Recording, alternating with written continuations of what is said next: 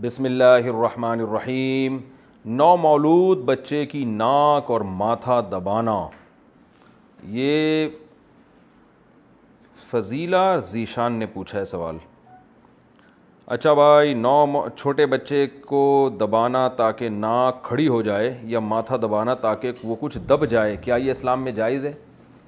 جی ہاں، بچہ جب پیدا ہوتا ہے نا تو تھوڑا سا بات چیزیں آڑی ترچھی ہوتی ہیں اس کی، تو وہ والدین کوشش کرتے ہیں، جیسے سر جو ہے نا اس کا پیچھے سے نکلا ہوا ہوتا ہے، وہ قدرت نے اس لیے نکالا ہوتا ہے کہ وہ ظاہر ہے اس بچے کو لٹائیں گے تو آہستہ آہستہ وہ سر دبنا شروع ہو جاتا ہے۔ تو بعض مائیں یہ غلطی کرتی ہیں کہ اس کو ٹیڑھا میڑھا لٹا دیتی ہیں تو اس سے وہ سائڈ دب جاتی ہے۔ میں نے خود ایک بچے کو دیکھا کہ اس کا جو ہے نا بیچارے کا پورا کوبڑا یہاں سے نکلا ہوا تھا۔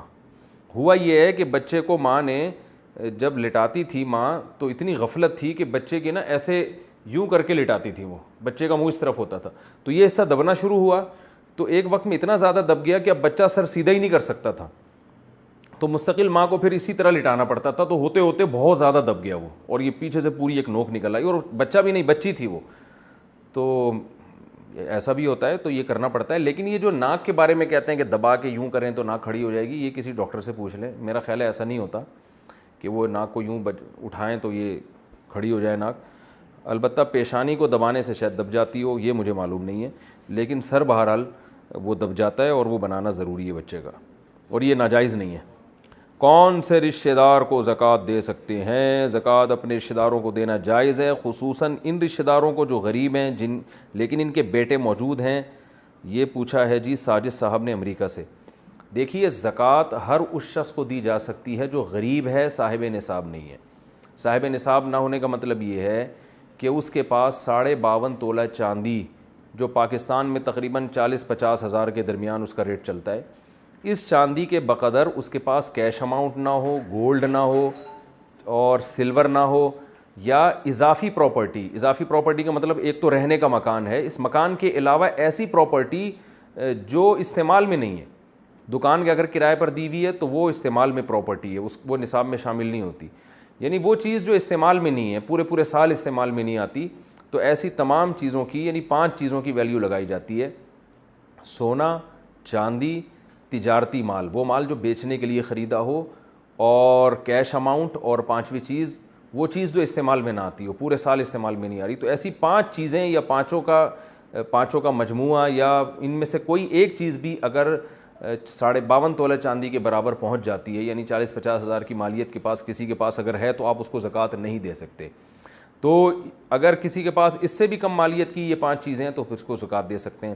لوگوں کو یہ بات سمجھ میں نہیں آتی، تو میں آسان کر کے یوں سمجھاتا ہوں، بھائی جب آپ کسی کو زکوٰۃ دینے جائیں تو تھوڑی سی یہ تفتیش کر لیں، اس سے پوچھ لیں تمہارے پاس گولڈ تو نہیں ہے، سونا تو نہیں ہے، کیونکہ سونا جس کے پاس ہوتا ہے تو عام طور پر اتنا ہوتا ہے کہ وہ سونے کے علاوہ بھی چیزیں ہوتی ہیں اور وہ 52.5 تولے چاندی کے برابر پہنچ جاتی ہیں۔ تو لم سم اس طرح اندازہ لگا لیں، بھائی سونا تو نہیں ہے، بھائی تمہارے پاس سلور یعنی چاندی تو نہیں ہے، یار کوئی پراپرٹی تو نہیں ہے جو استعمال میں نہ ہو، کوئی جو ہے وہ لے کے ڈالا ہوا ہو، کوئی پلاٹ اضافی کہ جی بعد میں اس پہ مکان بنائیں گے، ایسا تو کچھ نہیں ہے، یا کوئی ایسا سامان تو نہیں ہے گھر میں جو پورے سال استعمال نہ ہوتا ہو، قیمتی سامان۔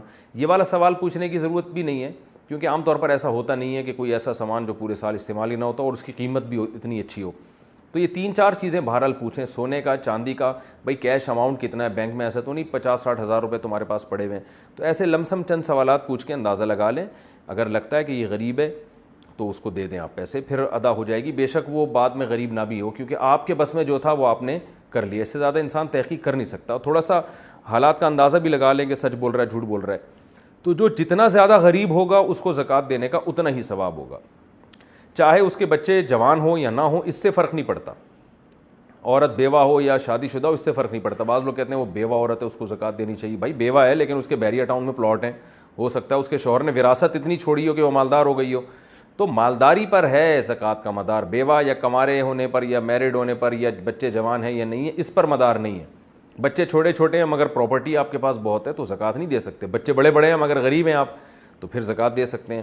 تو زکوٰۃ کا تعلق ہے مستحق ہونے سے، مستحق کو تلاش کر کے دے دیا کریں۔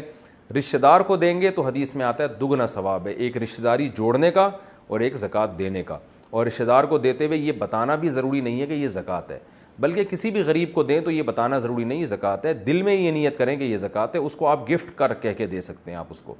البتہ رشتہ داروں میں اپنے ماں باپ، اپنے دادا دادی، نانا نانی، ان کو زکوٰۃ نہیں دے سکتے. اپنے بیٹے بیٹیاں، پوتیاں پوتے نواسے، جو بھی آپ کی اولاد ہے اس کو بھی زکوٰۃ نہیں دے سکتے. یہ دو رشتہ دار، شوہر بیوی کو، بیوی شوہر کو زکوٰۃ نہیں دے سکتے. ان کے علاوہ سب کو زکوٰۃ دی جا سکتی ہے. اچھا بھائی، ٹی وی کے سامنے قرآن پڑھنا، کیا ٹی وی کے سامنے بیٹھ کر قرآن مجید کی تلاوت کر سکتے ہیں یا نہیں؟ زوجہ عبداللہ: بھائی ٹی وی میں اگر کوئی اچھا جائز پروگرام آ رہا ہے تو قرآن بھی سامنے رکھ کے تلاوت کر سکتے ہیں، لیکن اکثر ٹی وی میں غلط چیزیں آتی ہیں، فحش اشتہارات آتے ہیں، میوزک اور یہ سب لہو و لعب ہے. پھر قرآن سامنے رکھ کر پڑھنا یہ قرآن مجید کی بے ادبی ہے، اس سے قرآن کی عظمت آپ کے دل سے نکل جائے گی. بلکہ ٹی وی گھر میں رکھنا ہی نہیں چاہیے، کوئی ضرورت نہیں ہے ٹی وی گھر میں رکھنے کی. تو ہے ٹی وی کا ایک بڑا نقصان یہ کہ انسان بیوی سے بھی غافل ہوتا ہے، یہ بھی ذہن میں رکھیں. اکثر جو میاں صاحب جب گھر آتے ہیں نا تو آتے ہی ٹی وی کے سامنے بیٹھ جاتے ہیں. اگر ٹی وی نہ ہوتا تو بیوی کے سامنے بیٹھتے، کیونکہ کہیں سے تو انہوں نے سکون حاصل کرنا ہے نا. تو وہ ٹی وی میں ان کو رنگ برنگی مختلف ڈیزائن کی لڑکیاں نظر آ رہی ہوتی ہیں، اپنی والی ان کو پرانی لگ رہی ہوتی ہے، تو وہاں ان کو زیادہ مزہ آ رہا ہوتا ہے ٹی وی دیکھنے میں. تو اس لیے، اور بیویاں ہی کہتی ہیں ٹی وی گھر میں لانے کے لیے، تو ان کو یہ نہیں پتہ ہوتا کہ ٹی وی گھر میں لانے سے بیوی کی ویلیو گھر سے ختم ہو رہی ہے. تو اس لیے اس کو نکالیں گھر سے، اس کا کوئی فائدہ نہیں ہے. کسی کو کوئی ضرورت ہو، کوئی واقعی ضرورت ہے تو پھر ایک الگ بات ہے، لیکن عام طور پر ضرورت ہوتی نہیں ہے.